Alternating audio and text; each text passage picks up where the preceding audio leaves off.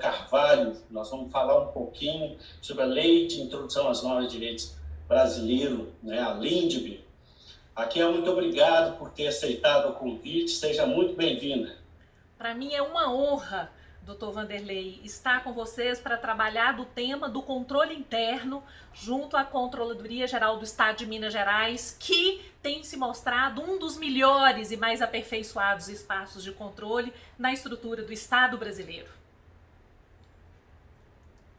Muito obrigado, já antecipa aqui o convite. Raquel é procuradora do Estado de Minas Gerais, professora e mestre em Direito Administrativo e, como ela mesma gosta de se definir, uma apaixonada pelo direito administrativo, com alma de professora e coração de advogada pública. É isso mesmo, Raquel? Olha, é verdade. Eu tenho alguns amigos que por vezes falam assim, vamos sair fazer um negócio. Eu falo, gente, sábado vou dar aula, vou fazer um podcast, eu vou dar uma palestra. Aí o pessoal brinca assim, mas pra que você tá inventando isso a essa altura da vida? E eu respondo, cada um com sua cachaça. Vocês vão lá beber na cerveja de vocês que eu vou antecipando a minha aqui, não é verdade? E a sensação é essa mesmo, é um coração e uma alma que dividem o direito administrativo dos dois lados, entre o magistério e como ser voz do Estado. Que bom, Raquel, hoje nós vamos beber dessa fonte aqui, viu? Raquel, vamos lá. A LINDB, né?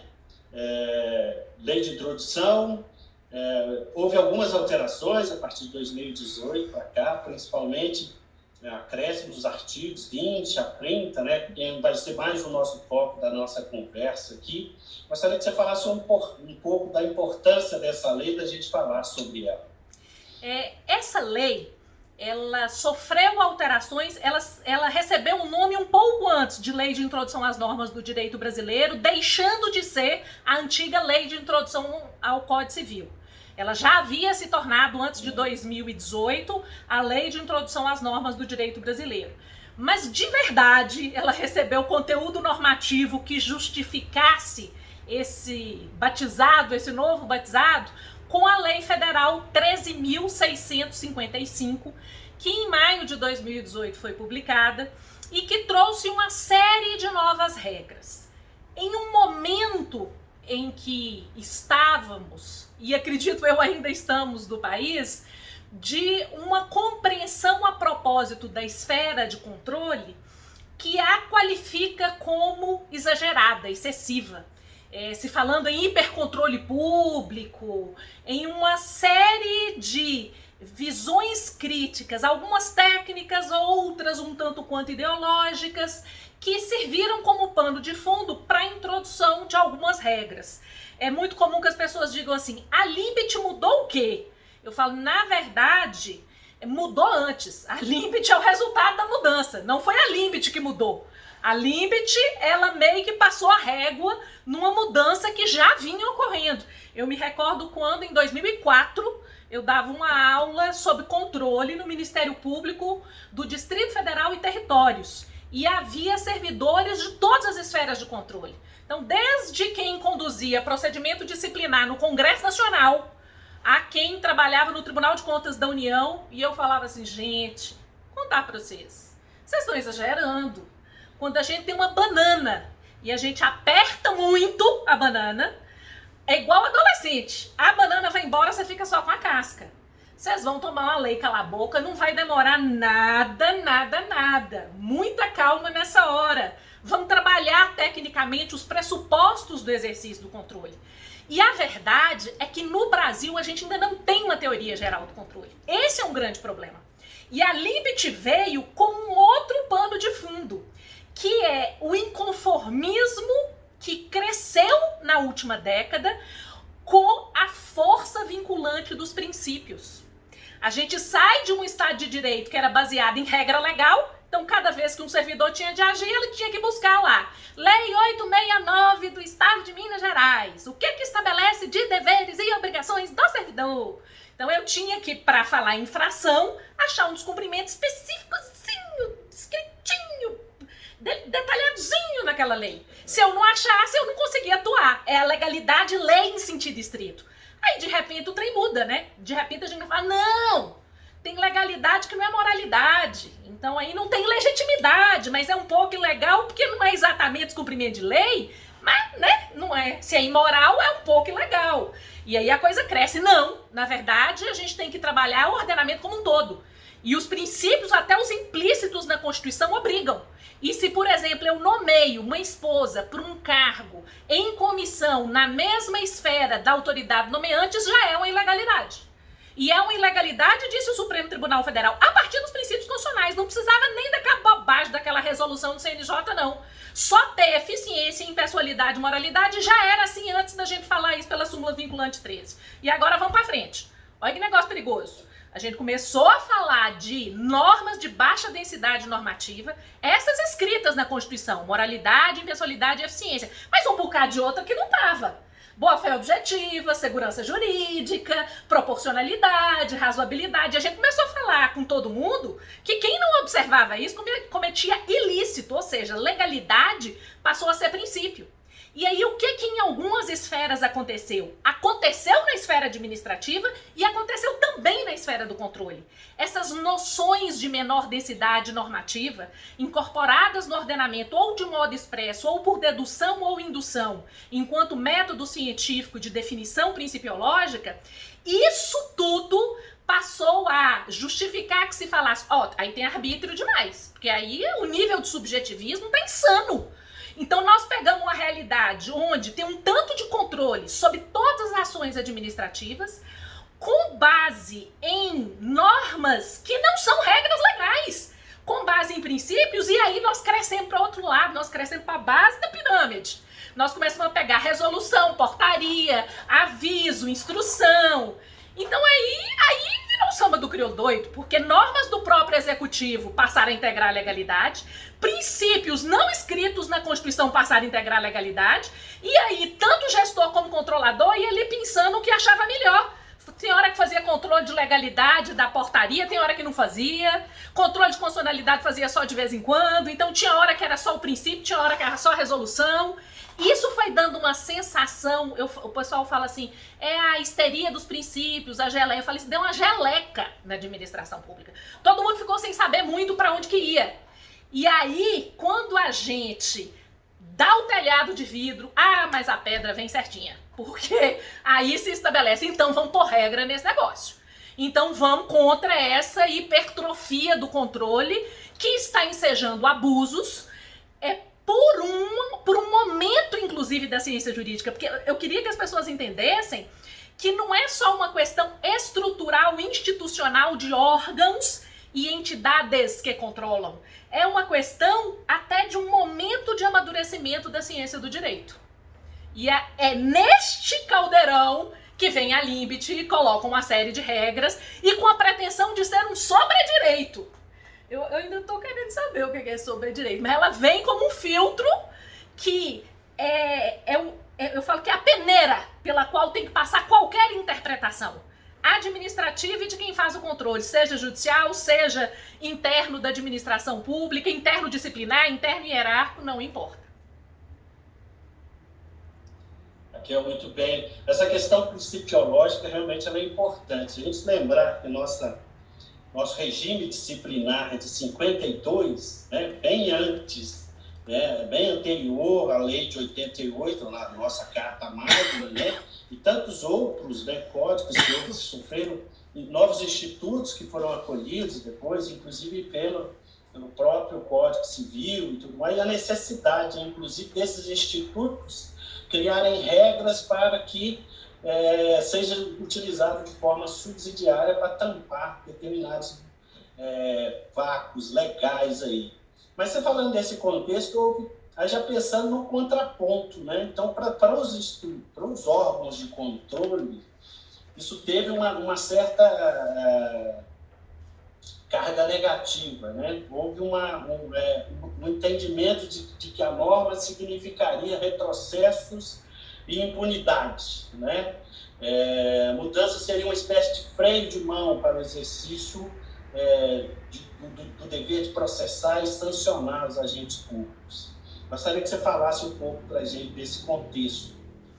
Logo que foi publicada a lei, houve de fato uma reação pelo momento, e aí eu estou falando momento histórico pelo qual o Brasil passava. Houve um pouco a sensação assim, então controlou um pouco, incomodou, e agora nós vamos paralisar toda e qualquer forma de controle. Essa lei, ela veio para, de fato, impedir a efetividade do controle. Essa foi a sensação que os órgãos públicos tiveram. Os órgãos públicos que atuam na área de fiscalização, acompanhamento, punição, correção, prevenção de ilícito. E era algo que se encaixava com aquele momento disruptivo que a gente vivia. E que teve uma sucessão de fatos. Então, de modo subsequente, ocorreram fatos que não afasta esse receio de modo geral. E aí eu brinco que quem trabalha dentro do controle da administração e quem estuda essa matéria, muita calma nessa hora. A gente tem que trabalhar com conhecimento técnico. Não importa, não é que você vai desconsiderar, você vai considerar a realidade na qual você se insere. Mas do ponto de vista objetivo, em qualquer realidade é preciso que nós mantenhamos a lucidez de saber quais são os pressupostos para as nossas ações, quais são os pressupostos indispensáveis para os nossos comportamentos. E aí eu tenho uma coisa para falar. A maioria das restrições, não todas, mas a maioria das restrições impostas pela Limbit já existia anteriormente. A gente já estava sujeito a determinadas obrigações e o fato de uma parte dos órgãos de controle solenemente ignorar essas restrições, muitas vezes os órgãos de controle externos, com a devida vênia, não significava que não estávamos todos sujeitos a essas restrições. À medida que a gente for caminhando, isso vai ficando muito claro. A sensação é assim, mas tanto barulho por nada, porque já era para ser assim antes. E o fato de não ter sido não afasta que era para ter sido, continuará a dever ser. A gente continua a ter a obrigação de motivar, de buscar o consenso como forma de efetividade, quando isso for cabível e for o melhor caminho para chegar à finalidade pública. Então, se ter regime de transição como forma de segurança jurídica, isso não é novidade, não. A gente tem milhões de teorias e regras e exigências da teoria clássica do direito administrativo. Então, eu percebo que uma parte dessa reação e esse medo, ele é muito mais fruto de uma realidade histórica pela qual o país vem passando do que realmente uma ruptura efetiva da determinação das normas em relação ao que anteriormente a gente observava e o que agora está expresso, claro, escrito na Limbit. Eu confesso a vocês que à medida que eu fui lendo, quando eu ouvia os discursos antes de ler a Limbit, aqui eu volto ao momento inicial, né? Eu tinha muito mais receio do que quando eu li, mas quando eu li, eu falei, mas é só isso? Tem uma parte aqui que eu discordo, que tá errada mesmo, mas tem uma parte aqui que é pra ser assim, é pra ser assim, é pra ser assim, é pra ser assim. Não estão inventando a pedra desse tanto, e não estão acabando com o controle. Se é isso que eles estão querendo, eles deviam combinar com os russos, porque a gente tem a Constituição, a gente tem um bocado de coisa que vai limitar uma parte que essa turma tá querendo. Se é isso que se está querendo. E se não é, veja bem, mutatis mutandis, e aí eu partilho com quem está nos ouvindo algo que é assim, a parte da posição que um mineiro tem quando enfrenta uma realidade de mudança, que pode nos ser muito útil quando a gente interpreta uma lei como a Lei 13.655 alterando a Limbit. A gente, mineiro é assim, ele chega num lugar, não é que ele não gosta. Mineiro, ele chega gostando, ele chega a pessoa legal, simpática, a gente cumprimenta todo mundo, né? Ou toma um café, ou quem é da turma da cerveja, igual eu, senta, toma uma cerveja. A gente gosta das pessoas. A gente não é aquele povo que chega com o nariz em pé achando que é melhor do que os outros. Eu acho que com novo diploma legal, a gente tem que ter essa simpatia. Ponte Miranda falava, com antipatia não se interpreta. Então é preciso ter simpatia. Agora a gente é mineiro, né? Você leva alguém pra dentro de sua casa, doutor Vanderlei, sem conhecer? Eu não. Pra entrar aqui em casa, Jesus Cristo, é muita saca de sal. Não é verdade? Então a gente gosta da pessoa, mas a gente gosta da pessoa assim, a gente toma uma cerveja, a gente não é igual baiano, que encontra a pessoa, entrega a chave da casa e fala assim, dorme lá em casa hoje, né? Não. A gente é aquela pessoa que a gente conhece bem, de onde que ela veio, quem é o filho, quem é a mãe, qual que é o comportamento dela, quando você tá no aperto, o que ela faz, quando você tá feliz, se ela comemora com você. Aí você chama pra ser o aniversário 3 anos depois. É a limite. Então a gente tem que olhar bem pro pé da limite e falar assim, eu até gosto de você, que acho que você tem um potencial bom, mas senta aqui comigo. Como uma saca de sal comigo aqui nesse controle interno pra ver se você vai ser útil ou se você vai desgraçar a minha vida. Eu acho que essa é uma postura bastante madura, porque é uma postura em que você, a prioristicamente, não coloca dificuldades, mas à medida que se vai extraindo a norma, ou seja, o sentido possível daquele texto numa realidade, a gente vai elaborando para aquilo significar aprimoramento e não destruição do sistema. Porque a verdade é que o receio inicial era que fosse a destruição. E não era um medo diante do contexto histórico totalmente desarrazoado. Concordo, Raquel. Essa comparação aí com o mineiro foi muito boa, viu? Agora, deixa eu pôr um tempero, já que nós estamos falando aqui de mineirês, vamos botar um tempero aí. Há pouco tempo depois, em 2019, houve uma nova marco regulatório, né, que foi a lei conhecida como de abuso de autoridade, 13.869 de 2019, né? E aí a pergunta que se faz é a seguinte, nós não corremos o risco de ficar no limbo, não? Uma certa inércia causada pelo receio de apurar e o risco de ser responsabilizado pelo estrito cumprimento de um dever, né? Aí vem uma outra noção que se tem desse arbítrio e desse excesso, talvez, de atuação do poder, né? Por esse momento histórico, né? Nós também não podemos pegar a bacia e jogar água fora, né, como menino, né? Então a preocupação que fica assim, né, onde é que o direito sancionador se revela e qual a sua importância para a administração pública? Ótimas as considerações. Na verdade, da Lei 3.869, que é a chamada Lei contra Abuso de Autoridade, eu acho que o aspecto mais relevante e importante é o artigo 30, que determina que você não pode iniciar uma investigação sem justa causa de uma pessoa que se sabe inocente. A verdade é essa. Se a gente pensar, essa regra, ela é uma regra que na base do direito administrativo disciplinar já estava colocada.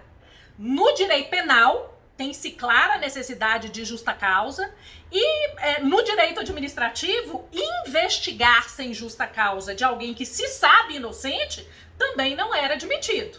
O que existe no direito administrativo é, até o momento em que ocorrer ou não aquele equivalente à denúncia, né, que é efetivamente formalizar a acusação, existe uma fase investigatória inicial em que no direito administrativo disciplinar prevalece o chamado indúbio pro societate. A partir da acusação, não. A partir do momento que você publica a portaria e cita a pessoa para defesa, aí é o indúbio pro réu. Mas até esse momento, no direito administrativo disciplinar, a gente trabalha com a ideia de indúbio pro societate. E aí as pessoas falam, acabou isso agora, acabou que é com o artigo 30, acabou. Tem que ter justa causa lá no início. A gente vai fazer o quê? Investigação preliminar, Raquel? Ah, isso agora é assim. Agora eles vão ver que agora a gente não investiga ninguém. E agora eles vão ver, vai ser todo Pôncio Pilatos. Nós vamos tudo lavar a mão. E eu não quero saber, porque eu que não vou pôr meu pescoço na guilhotina. E aí eu sempre falo assim, respira devagar, vão com a tia. Antes, você já não podia começar uma investigação de quem você se sabe inocente. Você sabe que a pessoa é inocente? Não, eu tenho indícios de que ela é culpada. Qual que é o problema de começar a investigação? Aí as pessoas vão falar, mas no momento em que for controlado o meu início de investigação, se eu sabia ou não que era inocente, se havia ou não indícios, alguém pode interpretar em sentido diverso. E aí respondo eu. O problema, então, não é da Lei 13.869, artigo 30. O problema é da coisa mais antiga que desafia quem trabalha com direito. Interpretar e reconstituir o significado do texto normativo e da realidade evidenciada num procedimento para que se apure o que de fato aconteceu. E este é um problema que agora você, controlador, enfrenta e que o gestor já enfrentava e que você já deveria ter enfrentado e que provavelmente, se você não tem costas quentes na administração, você já enfrentou, porque em algum momento você desagradou quem não era para desagradar e foram reconstruir a sua realidade de modo diverso. Isso é uma possibilidade real? É possível que depois que uma pessoa inicia uma investigação com dúvidas sobre autoria, materialidade e inocência, lá na frente alguém falar assim, mas você sabia que ele era inocente? E isso ter uma resposta diversa. Isso existe para o controlador que faz essa avaliação e isso existe para o gestor que atua, quando você lá na frente controla. Porque tem o gestor, você controla o gestor e alguém vai controlar o controlador agora. Em todos esses momentos, esse é um desafio. E o que nós precisamos extrair da Limbit é um arcabouço, uma arquitetura que proteja todas as etapas do arbítrio, do abuso, da inércia e do excesso. O que a gente precisa é construir um sistema em que não haja omissão covarde e em que não haja excesso abusivo, que é o mais difícil de tudo. E aí eu acho que a gente precisa trabalhar uma ideia de direito administrativo sancionador, e eu confesso aos senhores que eu ainda não vislumbro isso no ordenamento brasileiro, porque há excelentes estudos sobre direito administrativo sancionador e todos, com uma tendência flagrante, convergem para a unificação do poder controlador e sancionatório do Estado. Como se direito penal, direito administrativo disciplinar, direito administrativo hierárquico, improbidade administrativa e ressarcimento civil fosse a mesma coisa. E não é. São valores diversos que estão em questão e, portanto, é preciso que se respeite a especificidade da justificativa de cada sanção. Nós estamos no Brasil no momento em que estamos a um passo de acabar com a independência das instâncias e unificar premissas de direito penal em todas as esferas, inclusive na disciplinar. O que, a meu ver, é lastimável, porque ignora que na relação funcional o interesse que está em jogo é entre administração e servidor. Consequentemente, o sancionamento tem que observar essa natureza. Não pode ter a mesma presunção de inocência de um direito penal que vai tirar a liberdade de ir e vir porque aquela pessoa ofendeu valores tão graves para a sociedade que a sociedade na legislação penal estabeleceu que aquilo é um crime. São coisas diversas, são coisas distintas. Não é que não haja limites, e nós veremos isso, para o direito administrativo disciplinar. Antes, pelo contrário, há limites muito próprios e adequados à finalidade que ele deseja preservar, que é a legitimidade da conduta infracional. Mas eu convoco aos senhores a rever essa história de que direito administrativo sancionador é única e exclusivamente estabelecer um pacotão dentro do qual toda a reação do Estado vai se inserir com as mesmas premissas, com os mesmos princípios, com as mesmas regras. Muita calma nessa hora. E este é um cuidado que nós precisamos com a Limbit. Porque a Limbit já é o início disso. Quando a gente pega lá no artigo 28 e fala assim, o agente público responderá nos casos das decisões técnicas por dolo e erro grosseiro. E responderá a quem? Responderá penalmente? Responderá por improbidade? Responderá disciplinarmente? Responderá civilmente? Responderá no Tribunal de Contas? Isso significa que nós vamos acabar com todas as advertências e suspensões de infrações médias? Porque tem um bocado de infração leve que não é decorrente de erro grosseiro e não foi dolosa. Então nós vamos acabar com todas as advertências e suspensões? Nós vamos acabar, no caso da lei de improbidade, com as improbidades culposas do artigo 10? Vai acabar com tudo? Nós vamos acabar com todos os crimes culposos que não sejam decorrentes de erro grosseiro? Vocês percebem que tem um direito administrativo sancionador anunciado, desenhado, e que as pessoas não estão entendendo para onde que está indo? Eu tô contando para vocês. Está indo para um lugar que não está de acordo com as especificidades das diversas searas. Existe sim um poder grande sancionatório do Estado. Só que as especificidades de cada seara precisam ser consideradas, inclusive quando eu for fixar um filtro interpretativo como o da Limbit. Doutora Raquel, isso aí vai dar muito... dá um seminário de debate, só esses pontos que a senhora levantou aí. Mas sob pena de não fugir muito do nosso tema mais específico, eu vou deixar para o nosso seminário de direito sancionador, viu? Vai ocorrer de 5 a 9 de julho. A senhora já é nossa convidada para trazer todos esses debates para a mesa. Na questão, mais voltando aqui mais especificamente para a Limbit, né? A doutrina, a jurisprudência, ela já tem encaminhado um pouco na questão de atos vinculados, né? E em outros aspectos também, quanto à possibilidade do controlador, aí vamos falar o controlador lato sensu, né?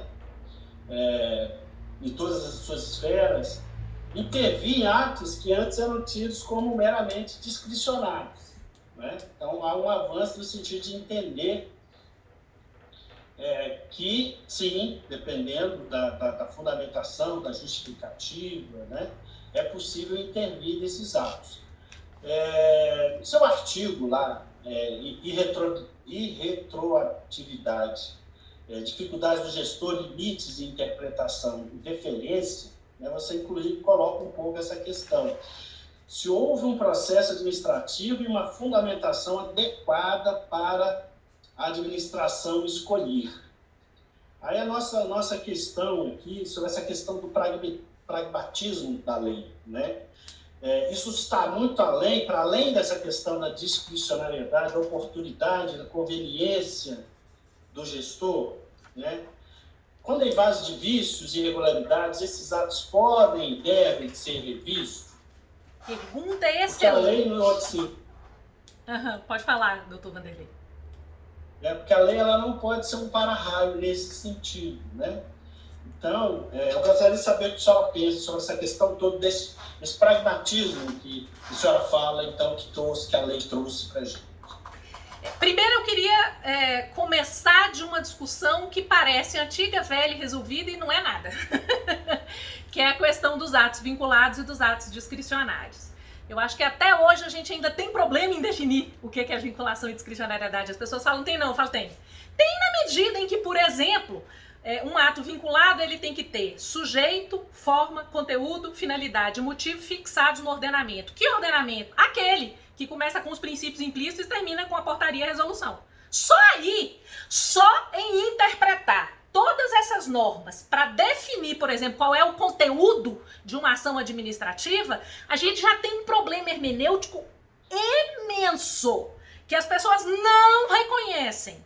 Numa seara em que o dever de agir do gestor público, trabalhando aqui com foco disciplinar, né? Então, o dever de agir do gestor, do servidor, o dever, por vezes, vem por conceitos jurídicos indeterminados, que na sua operacionalização exige um processo de reconstrução que até hoje a gente não consegue definir na ciência do direito com segurança como é que se faz. Eu, então, que sou da teoria da desconstrução do Derrida, que é um sociólogo francês, eu acho que as pessoas falam assim, existe uma dose de arbítrio quando se faz o controle. Eu falo, amor, definir sentido de norma é arbítrio e violência. Texto normativo é linguagem. Texto da Constituição é linguagem, texto da lei é linguagem, texto da resolução é linguagem. Linguagem não permite processo cognitivo, matemático, de extração de conceitos.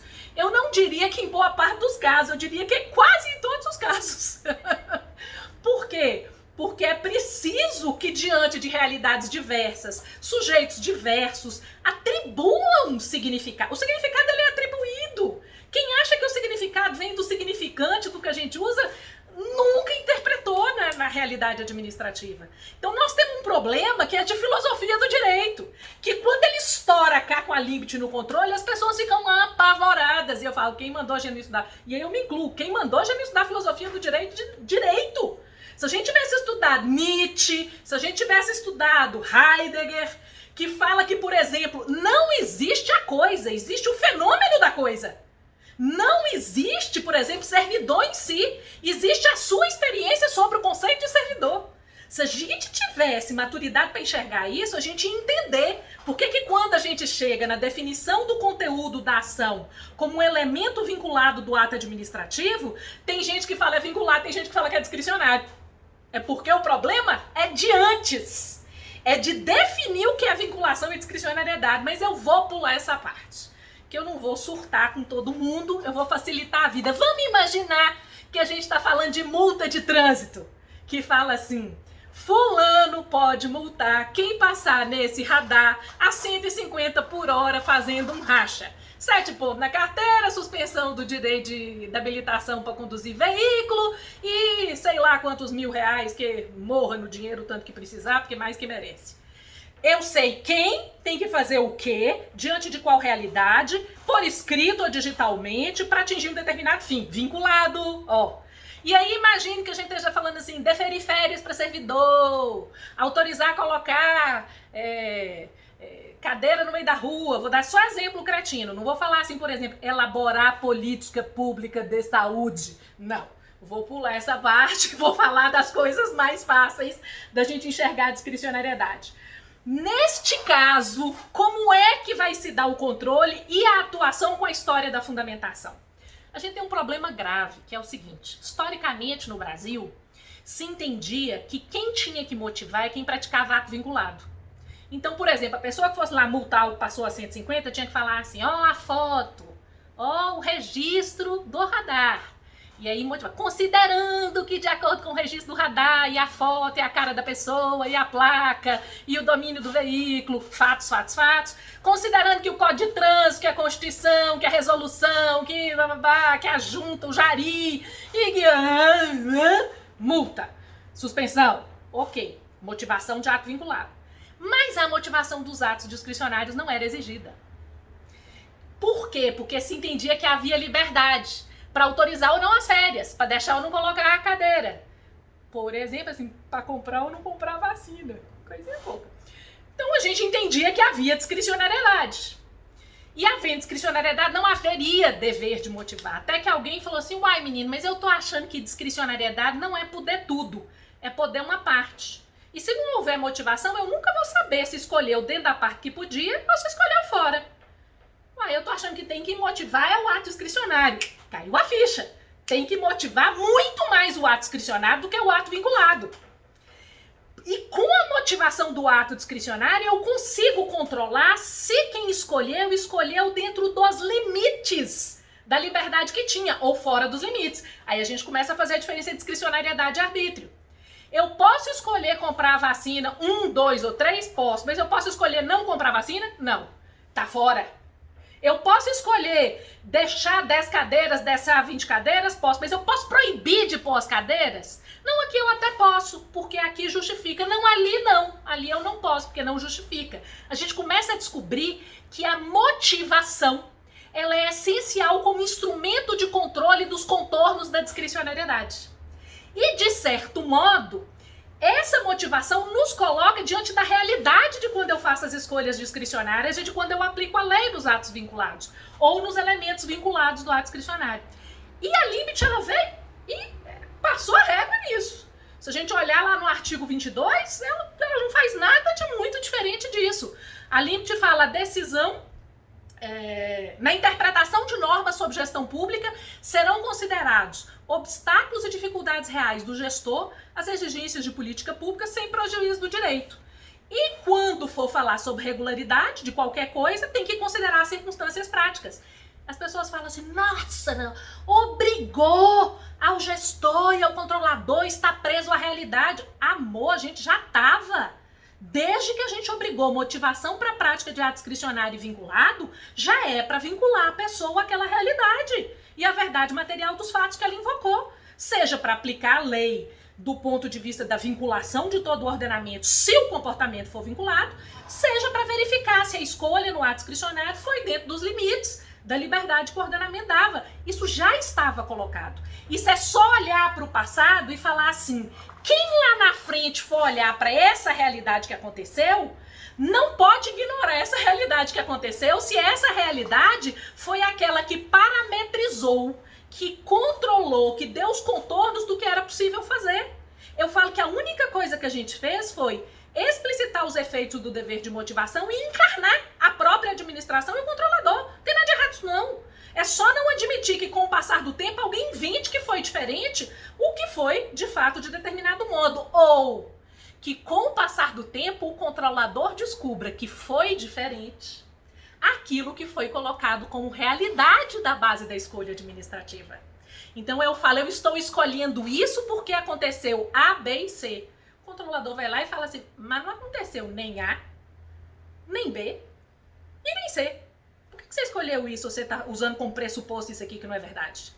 Do mesmo jeito, se o agente público fala, eu fiz isso por causa da lei e de A, B e C. O controlador fala assim, ó, considerando que vigia é F e G. Não, amor, não vigia F e G, não. A realidade era A, B e C. Ou seja, estamos todos presos à realidade. Tanto o gestor como o controlador. É engraçado que parece que o ferrado foi o controlador. O gestor não alcançou, tanto que ele só tem como alternativa agora motivar com base nos fatos reais. Porque algo que já estava claro antes, princípio da realidade, verdade material, exigência de motivo verdadeiro como um dos elementos do ato administrativo, ou pressuposto objetivo, para quem quiser achar melhor o que o conteúdo é pressuposto objetivo. Isso tudo já era teoria clássica do direito administrativo. E aí as pessoas falam assim, isso tem a ver com pragmatismo? Eu falo, não, na verdade, o pragmatismo vem de outra parte. E aí eu queria que as pessoas entendessem muito isso. Tem uma parte da Limbit que ela manda olhar para trás e não ignorar o que foi feito para trás. E tem uma parte da Limbit que manda olhar para frente. Aí é que tem uma pegada. E que eu tô com muito medo do que vem pela frente. Que é a parte do pragmatismo para além da discricionariedade, da oportunidade da conveniência e que repercute nos vícios e nas irregularidades. O que nós vamos fazer com isso? A Limbit, ela fala assim, que eu não posso decidir abstratamente sem prestar atenção nas consequências práticas do ato. Então, essas regras elas estão basicamente nos artigos 20 e 21. E fala da administração controladora, ainda fala da judicial como se ela não fosse controladora. É o pânico do juiz escapar, né? Fala, ó, não pode decidir com base em valor jurídico abstrato sem considerar as consequências da decisão. Então, a motivação tem que considerar a necessidade, a adequação. Vem o artigo 21 e fala, a decisão que decretar a invalidade tem que indicar as consequências jurídicas. Tem que indicar consequência para que a regularização ocorra. Você vê que é uma preocupação com a consequência. E aí eu preciso abrir um parêntese. Consequencialismo é no momento do controle esperar que o controlador avalie quais serão as consequências do seu juízo de legalidade / juridicidade sobre aquela realidade. Então é considerar, por exemplo, tinha que ter feito licitação. Não fez licitação. Olha para trás e fala, tinha condição de fazer licitação? Tinha. Tinha condição de fazer licitação, sim. Foi uma emergência fabricada? Não, não foi nem emergência fabricada, não. Foi fraude mesmo. Povo safado sem vergonha. Que não quis licitar e fez contratação direta aqui. Provou por esse meio, por aquilo. Isso aqui é uma ilícita. Aí o que a lei manda? Que na hora que for declarar a invalidade do contrato que veio da licitação, que não aconteceu e foi uma contratação direta fraudulenta, é pra você falar assim, mas veja bem, se eu falar que isso é ilegal, vou romper esse contrato, vai parar de fornecer material de órtese e prótese no João 23? O que vai fazer com o povo do acidente que chegou lá agora? Vai colocar o quê? Nas perninhas das pessoas, uma haste de cada lado, se eu suspender esse contrato? Eu vou ter que fazer um outro contrato por emergência? Um outro procedimento que vai ter gasto público pra quê? Não vamos invalidar isso, vamos prestar atenção nas consequências práticas e jurídicas, ou seja, implica em um juízo que eu considero, ele é quase assim de suposição, é uma coisa criativa Fernando Pessoa, assim, Cecília Meirelles, porque você tem que tentar ver o que viria e fazer uma análise se diante do que o controlador supõe que é a consequência, justifica a resposta do ordenamento diante daquela realidade. Aí eu vou contar pra vocês, essa é a hora que eu acho que a Limbit escorregou na gamela. E eu acho que a gente não pode dar essa interpretação que é pretendida por muitos. A gente não pode trocar a histeria dos princípios pela histeria da consequência inventada por quem controla. A gente não pode substituir, porque, gente, quando a gente fala ao menos de princípio, de regra legal, nós estamos falando de um combinado que uma sociedade fez em relação a um regime jurídico. Isso, querendo ou não, virou Constituição, virou lei, virou interpretação dos tribunais, virou o que a doutrina nomeou. Isso é um conjunto de regras que normatizam a sociedade e o Estado e que foram resultado de séculos de evolução, de direitos fundamentais, de tudo.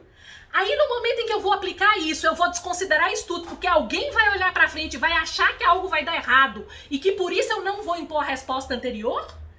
Quais consequências são essas? Como é que a pessoa sabe que consequência é essa?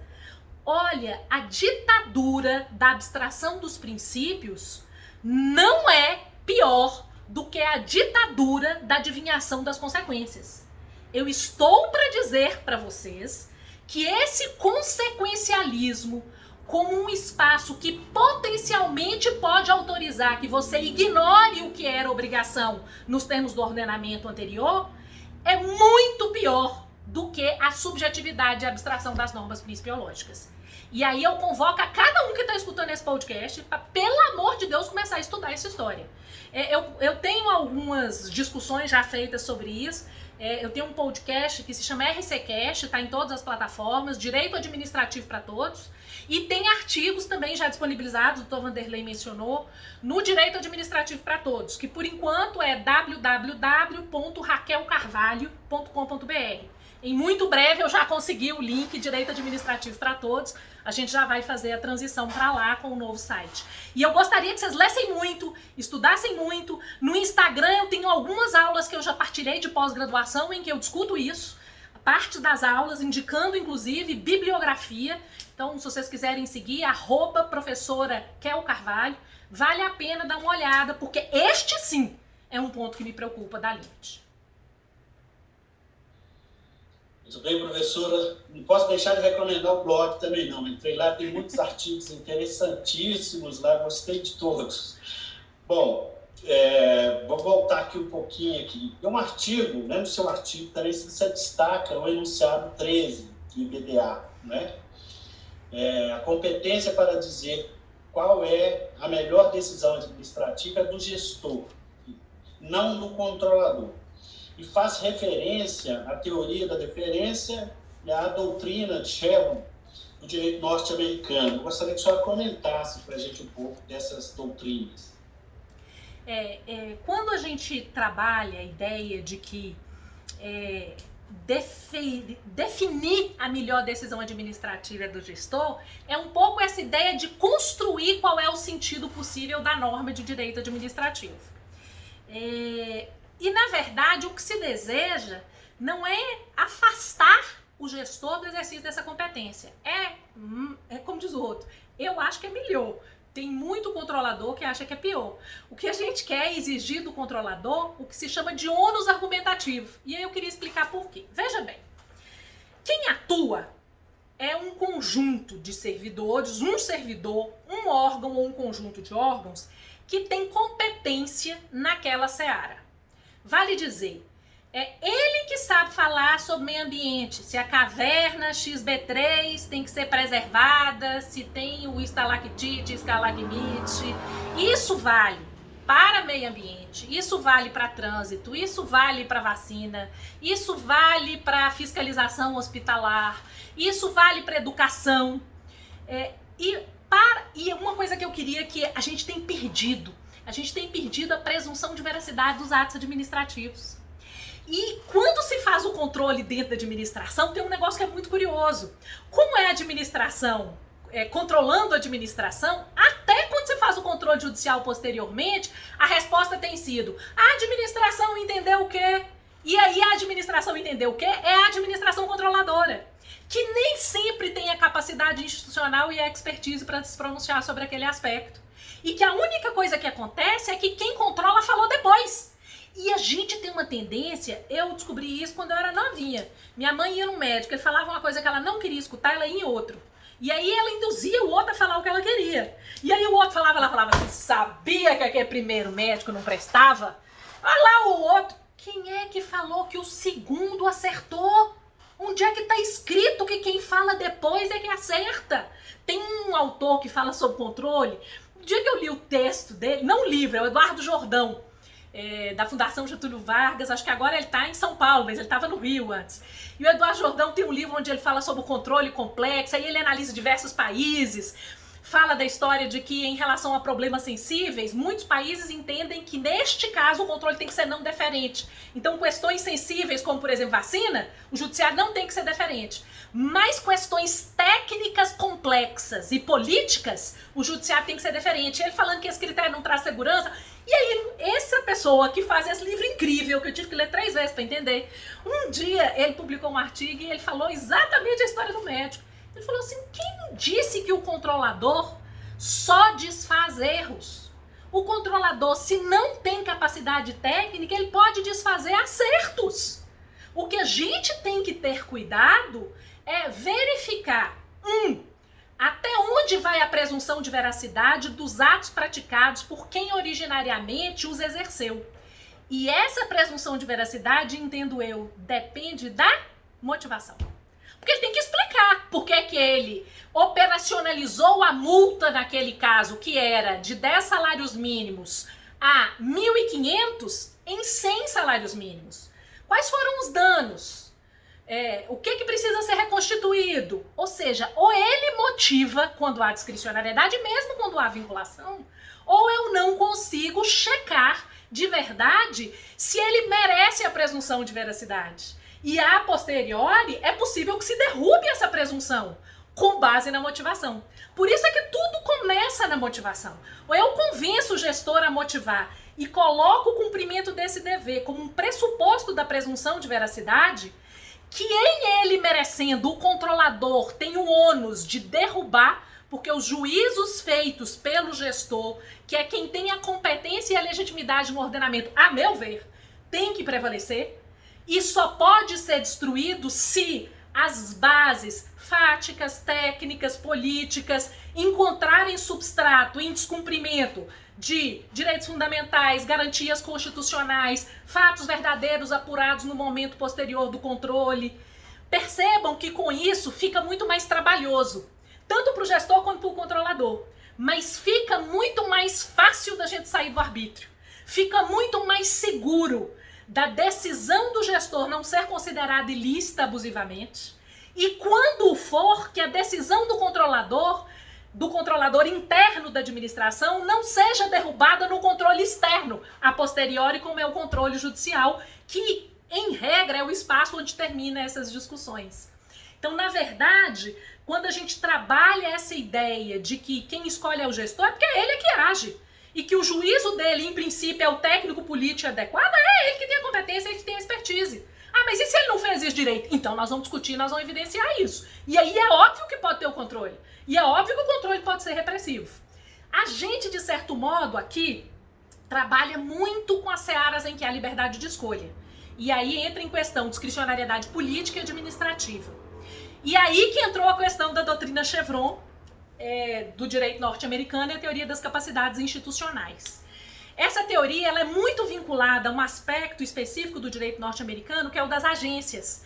Porque como o direito norte-americano, em regra, na origem, ele é de common law, as regras que as agências editam, elas vão adquirir força coercitiva e ter o seu espaço preservado ou não a partir da interpretação que o judiciário faz. E o que a Corte Suprema norte-americana entendeu? A primeira coisa que você precisa investigar é: quais são as regras que as agências editaram? Elas são claras? São.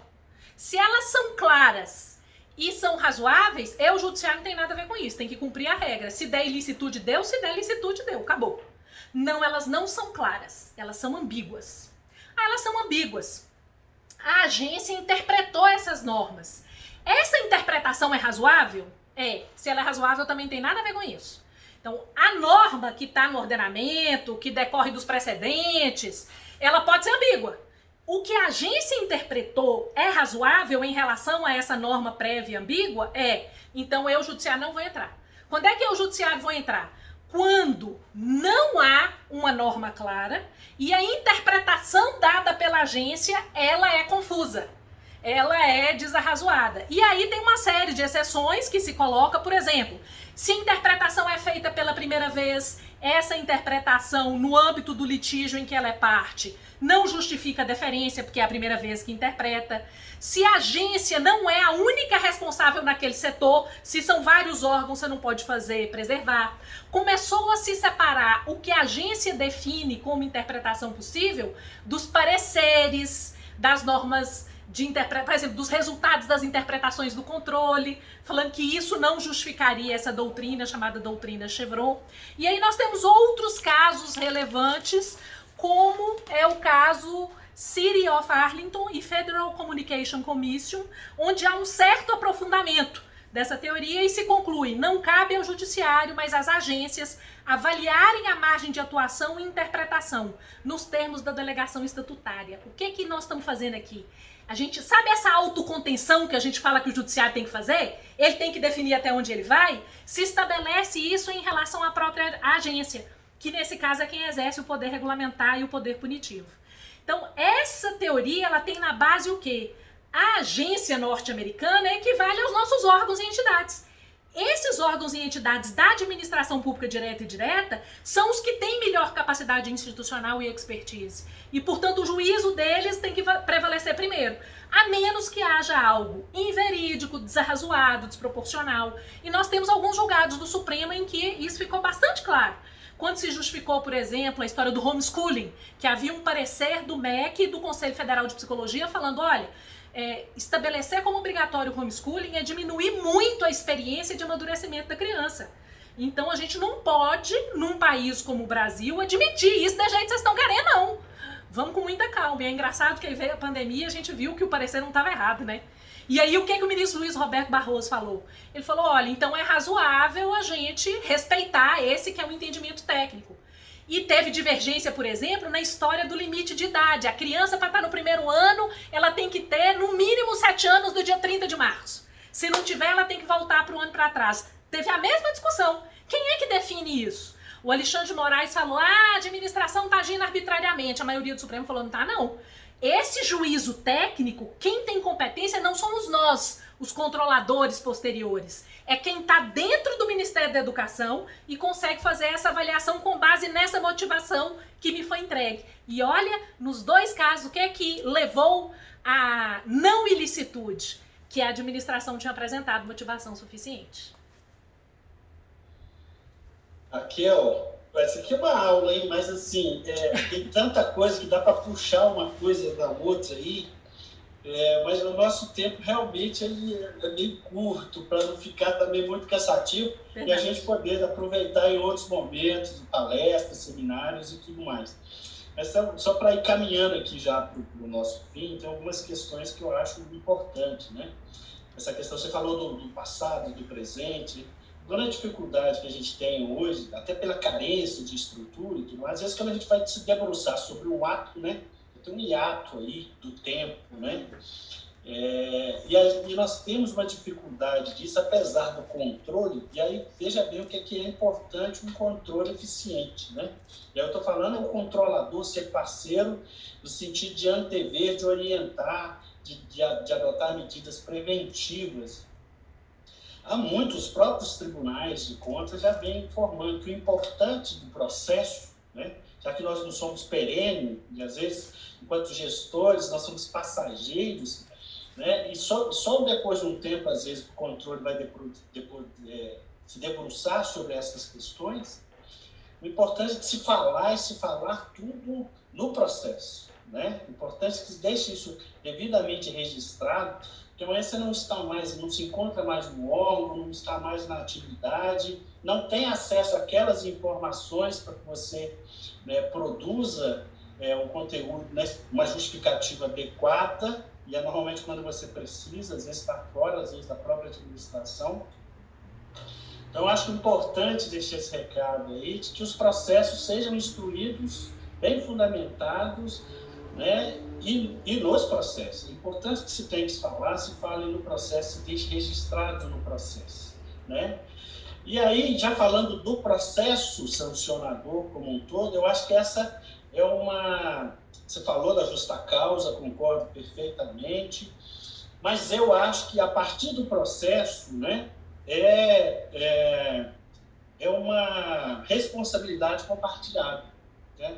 Porque se o processo não está, aí eu falo o ato administrativo que está sendo avaliado pelo controlador, se ele não está bem fundamentado, justificado, com toda a documentação adequada, é difícil você até avaliar circunstâncias em que esse ato foi praticado, né? Você pode analisar arcabouço jurídico, costumes, um monte de outras coisas, mas às vezes falta ali uma fundamentação adequada do gestor, você já falou um pouco disso, na questão da discricionariedade, a necessidade disso que seja devidamente fundamentado justificado, né, comprovado, para facilitar, inclusive, o trabalho do próprio gestor, do próprio controlador em fazer essa análise.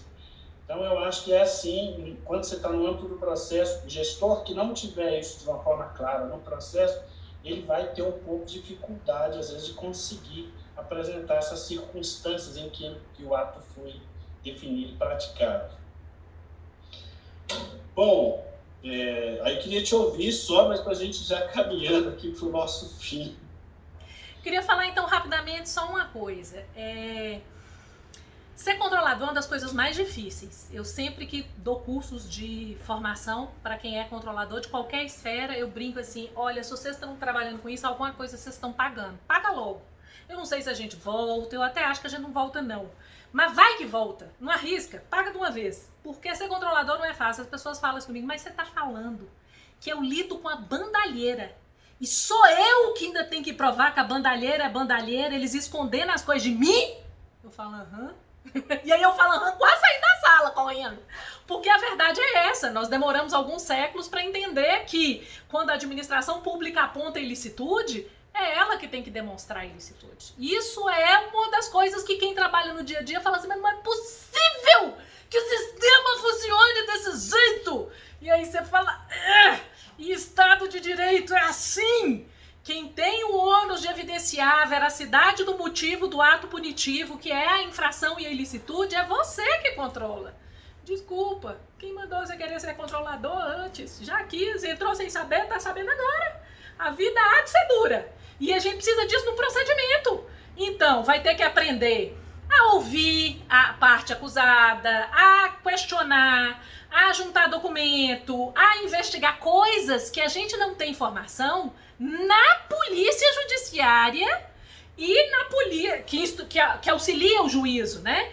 Por vezes, nem nas polícias existe formação específica para isso. Agora, imagina isso na esfera disciplinar. Imagina isso no âmbito do controle hierárquico.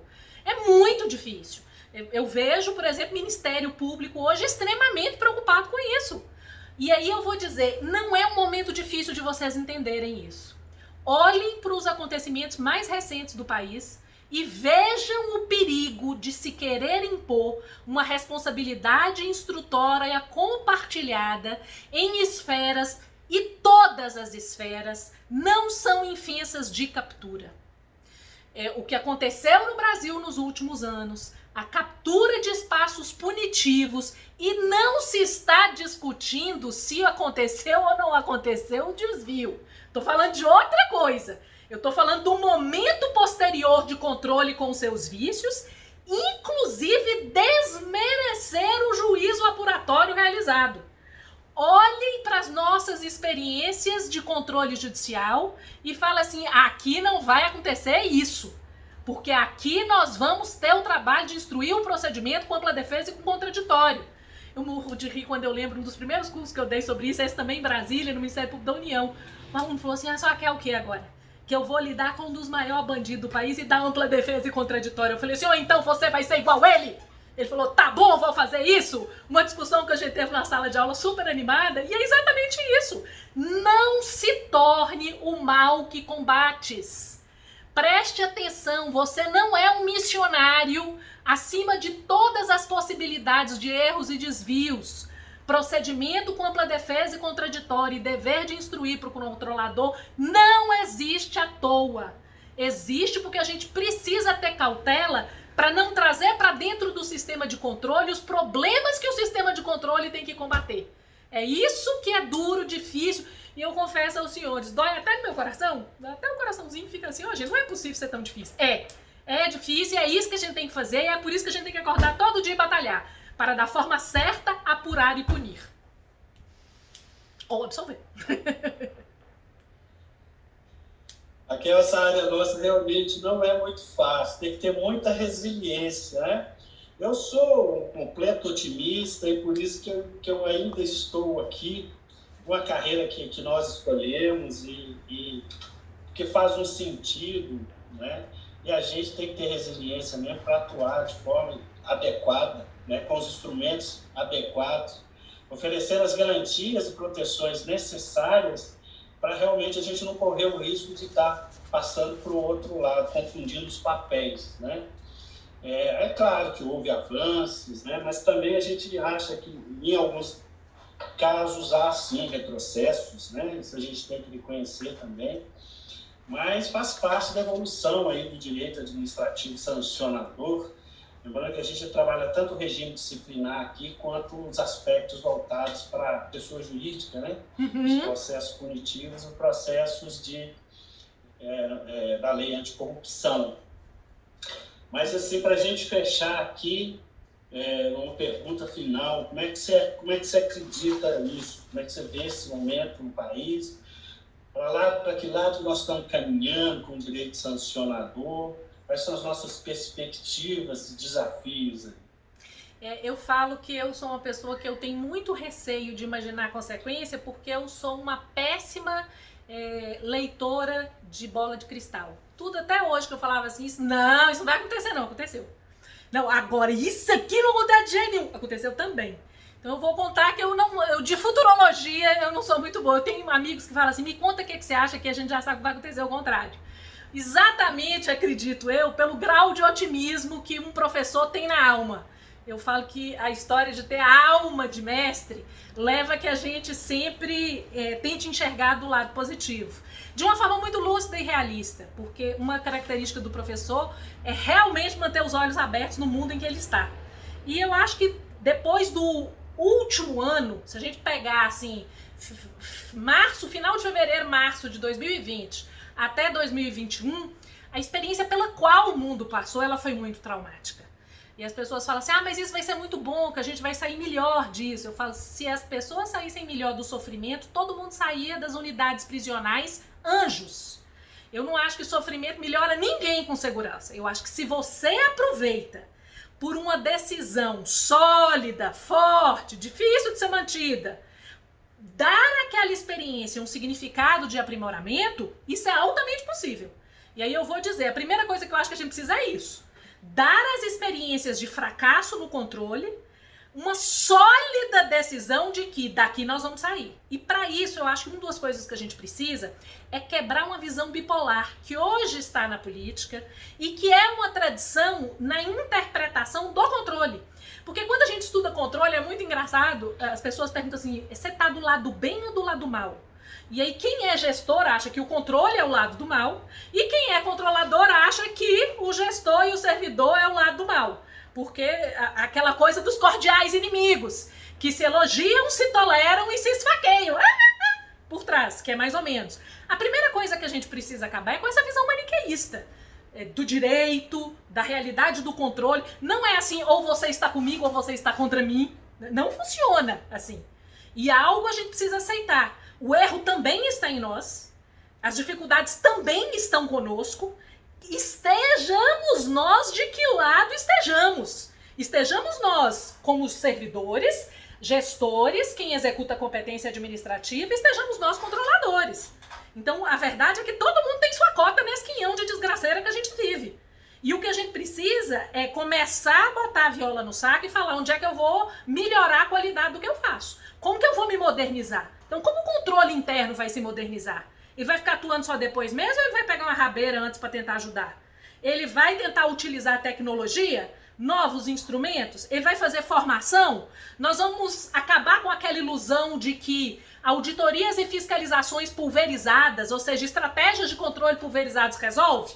Ou nós vamos pegar um grande... O que é interesse público aqui? Vamos começar do grande e depois chegar no pequeno.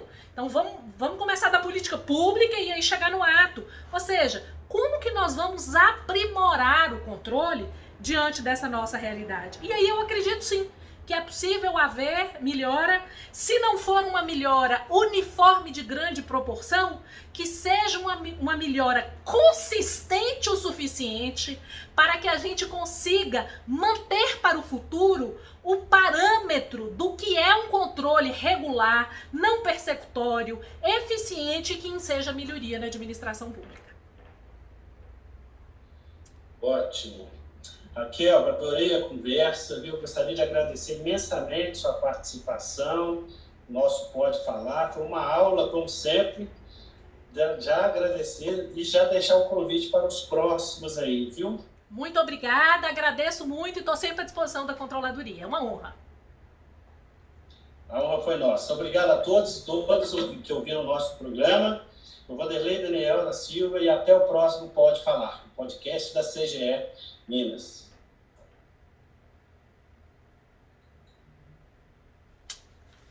Que bom. Aqui eu parei aqui a gravação, agora eu tenho que baixar lá, aprender a baixar aqui. A gente pena, não é, Dudu? Tem muita coisa para falar, né? Eu fiquei instigado ali em algumas falas, de querer puxar um pouco mais. Mas é porque senão o tempo fica, né? Foi mais de 1 hora, é muito. Para podcast é muito. E acabou sendo um pouco isso, mas não interessa. Eu acho que assim, o importante aqui é mais também o conteúdo. E eu acho que as suas falas foram muito boas e você encerrou assim de uma maneira muito bacana. Então eu te agradeço aí pelo carinho e pela parceria, né? Porque dá para notar que você, além de ter um conhecimento de causa, né? Conhece bem da matéria, conhece bem da administração pública, ainda tem um olhar sincero para a gente. Eu vi que você já atuou em vários cursos, capacitações aí de controle. E é um aprendizado. Eu sempre brinco com os meninos. Para mim foi um privilégio. Eu brinco com os meninos assim, mim não inimiga, minha amiga, e estou contando pra gente não deixar que vocês morram. A intenção é salvar vocês. Vem com a tia, que a tia tá querendo salvar. Não matem o mensageiro.